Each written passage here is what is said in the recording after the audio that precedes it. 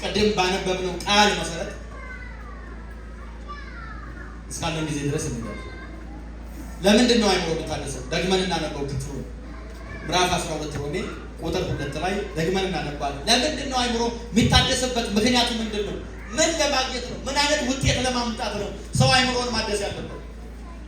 ቁጥር 12 ማን ይከታል? ቁጥር 2 የእግዚአብሔር ፈቃድ እርሱ በጎና ደስ የሚያሰኝ ፍጹምም የሆነው ነገር ምን እንደሆነ ፈትናችሁ ታውቁ ዘንድ በልባችሁ መታደስ ተለውጡ እንጂ ይህንን ዓለም አትምሰሉ። ስለዚህ በልባችሁ መታደስ ተለውጡ ነው የሚለው እዚህ ጋር። ነገር ግን በአይምሯችሁ መታደስ ተለውጡ ነው። በዚህ ቃል መሰረት 3 ሀሳቦችን እናገኛለን። ለምንድን ነው አይምሮን የምናደሰው? የመጀመሪያው የእግዚአብሔርን ፈቃድ ለማወቅ ነው። የእግዚአብሔርን ፈቃድ ለማወቅ ነው። ሰው አይምሮ ካልታደሰ የእግዚአብሔርን ፈቃድ አያውቅም። አይምሮ ማደስ የእግዚአብሔርን ፈቃድ ለማወቅ መሰረታዊ ነገር ነው። ያልታደሰ አይምሮ ለእግዚአብሔር ፈቃድ አይመችም። በነገራችን በትንቢትም በለው በልሳንም በለው በሌላም ስጦታ በለው አይምሮ ያልታደሰ ሰው ለእግዚአብሔር መንግስት አሰራር ብቻ አይደለም። ስለዚህ የእግዚአብሔርን ፈቃድ ለማወቅ አይምሮን ማደስ መሰረታዊ ነገር። እግዚአብሔር ፈቃዱ ምንድን ነው? ይኸውላችሁ ሮሜ ምዕራፍ 8 ቁጥር 17 ምንድን ነው የሚለው? የእግዚአብሔር ልጆች ቁጥር 14 ላይ እግዚአብሔር ልጆች በእግዚአብሔር መንፈስ ምን ይላሉ ይላል። ምን ይላሉ ነው የሚለው? ይመራሉ። ይኸውላችሁ ልጅ የሚለው ቃል በአማርኛችን ለክርስቶስም ቢሆን ለእኛም ቢሆን ልጅ ያው ልጅ ነው የምንለው። በግሪኩ ግን ለእኛና ለክርስቶስ ቢሆን ሲሆን የተለያየ ቃላቶች ይጠቀማሉ። ለምሳሌ ለክርስቶስ ልጅነት ሁዮስ የሚል የግሪክ ቃል ነው። ሁዮስ ማለት ያደገ፣ የጎለመሰ፣ የበሰለ የአባቱን ፈቃድ ማድረግ የቻለ ልጅ ማለት ነው። አድጓል፣ ጠንክሯል፣ የአባቱን ፈቃድ መፈጸም የቻለ ልጅ እሱ ሁዮስ ይባላል።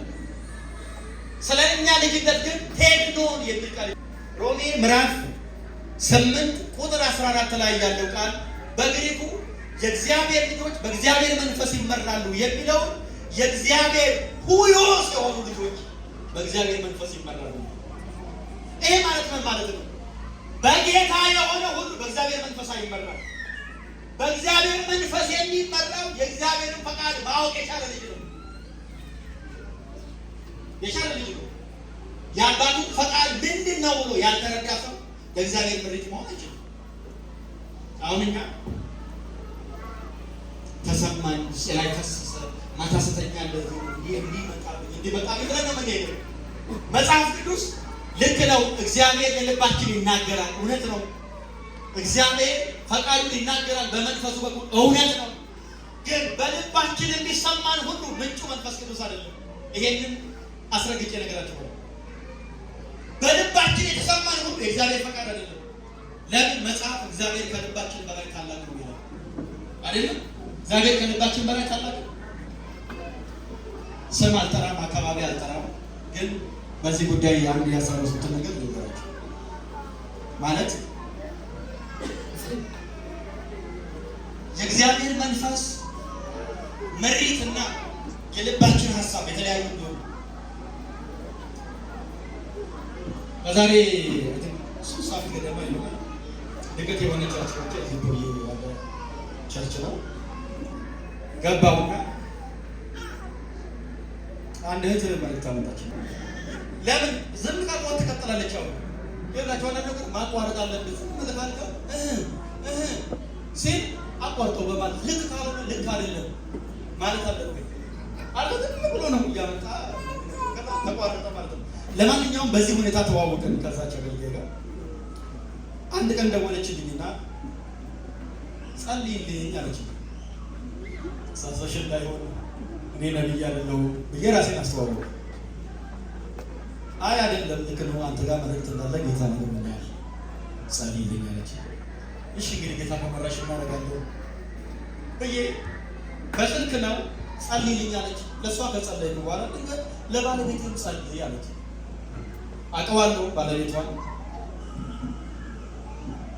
ዲቴል አልተዋወቅም፣ ግን አውቀዋለሁ። ልክ ስጀምር ሰውየው ከልብ ላይ አጣሁት። ጨርሶ ማላውቀው ሰው ጠዋት እጸልይልሻለሁ ብዬ ስልኬን ዘጋው። ጠዋት 12 ሰዓት ደወለችልኝ። ተውኩት። ከዛ በኋላ የሷን ስልክ ማንሳት ተውኩት። ተደጋግማለች፣ ትደውላለች። በኋላ ግራ ገባኝና ብላክ ሊስት ውስጥ ጨመርኩት። በዋትስአፕ ደወለችልኝ። በቃ የተነገረ ነገር ተመኘ። ከዛ በኋላ ለባለቤቴ ጋር እንዲህ እያለች ነው ልጅ ምንድን ነው የማደርገው? ከዛ ጸለይ ጌታ ነገር አረ ይሄ ነገር በጣም ብዙ ነገር ያበላሻል። ለሰው ህይወት እንጠነቀቃለን አይደል? ለሰው ህይወት እንጠነቀቃለን። የመጣ ሁሉ አይደለም አንደርሰን የመጣልን ሁሉ መቀለብ የተሰማ ሁሉ አይወራም ነው አይደለም? ከዛ በኋላ እንደማትፋታኝ ሰዓት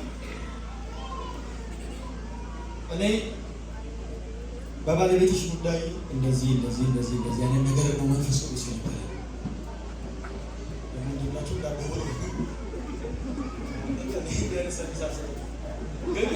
እንዲህ ነው የሰማሁት አልኩት። ልክ ነው ባለቤቴ አሁን ጌታ እንደነገረ እንደዛ ነው።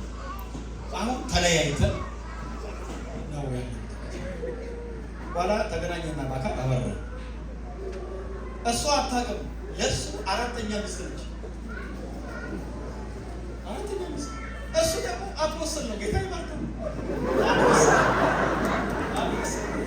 ቸርች ከፍተዋል። አፖስትል ነው። አራተኛ ሚስት አግብተዋል።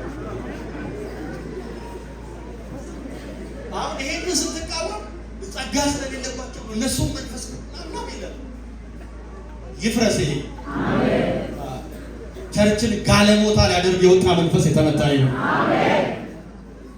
መንፈሳዊ ግልሙትና ነው ወዳጆች። ይሄን ሽንጥን ገትሮ ነው መዋጋት።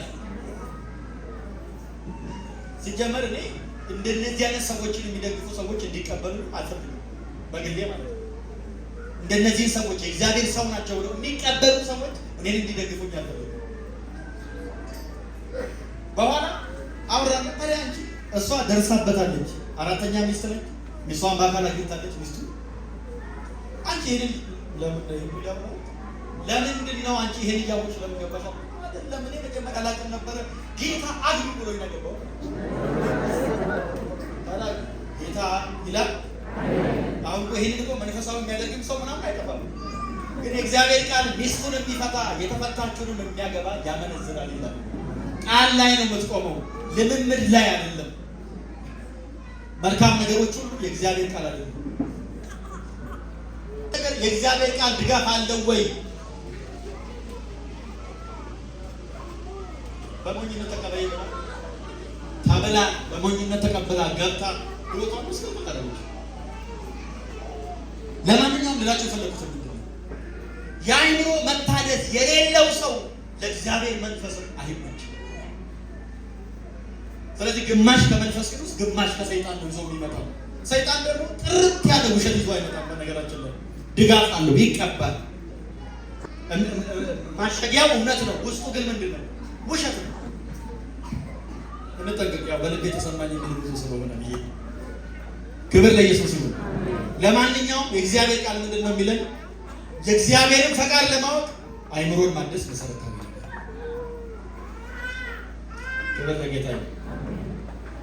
ሰው ለምንድን ነው ቤቱ የሚያደሰው? አሁን ቤት ሲቆሽሽ ቤት ይታደሳል ምናምን አይደል? ለምንድን ነው ቤታችን የምናደሰው? ወይ ሲቆሽሽ ወይ ደግሞ ሲጠበን ለማስፋት ነው አይደል? እግዚአብሔር ዕለት ዕለት አእምሯችን እንዲታደስ ይፈልጋል። ለምን? በአሮጌ እውቀት የተጠቀጠቀ ነው አእምሯችን። አሮጌ እውቀቶች መጥተው አጣበውታል። በምን ቃል እንስማ? በምን እውነት እንወቅ? ስለዚህ መጽሐፍ ቅዱስ እነዚህን እያፈረስን የእግዚአብሔርን እውቀት ወደ ውስጣችን እንድናስገባ ነው የሚያስተምረው። ስለዚህ አእምሮ ማደስ የአንድ አማኝ መሰረታዊ ግዴታ ነው። አእምሮ አድሱ። የመጀመሪያው እግዚአብሔርን ፈቃድ ለማወቅ እግዚአብሔርን ፈቃድ ለማወቅ። ሁለተኛ ለእግዚአብሔር ፈቃድ እንድንመች ነው። ለእግዚአብሔር ፈቃድ እንድንመች ነው። እግዚአብሔርን ፈቃድ የማያውቅ ሰው ለእግዚአብሔር ፈቃድ ምቹ አይደለም። ወደ ቀኝ ሲባል ወደ ግራ ይሄዳል። ጫው ግዛ ሲባል ዱቄት ይዞ እንደሚመጣ ሰው ማለት ነው። ለእግዚአብሔር ፈቃድ ምቹ አይደለም አይምሮ ያልታደሰ ሰው። ስለዚህ መልእክቱ ምንድነው? አይምሮአችንን እናድስ። ምን ለማለት? እግዚአብሔርን ፈቃድ ለማለት። አሁን ጥያቄው ያንተ አይምሮ ስንት ጊጋባይት ነው? ያንቺ አይምሮ ስንት ሜጋባይት ነው? ምን ያህል ይችላል ነው? ምን ያህል ይችላል? አይምሮአችን ይስፋል። አይምሮአችን ይስፋል። አይምሮአችን በሰፋበት ስፋት መጠን ምን ይመጣል? አይምሮአችን በሰፋበት ስፋት መጠን የእግዚአብሔርን ፈቃድ እንሸከማለን። የእግዚአብሔርን ፈቃድ በተሸከምነው መጠን ሕይወታችን ለእግዚአብሔር ሕይወት ምቹ ይሆናል። ኑሮ ምቹ ይሆናል።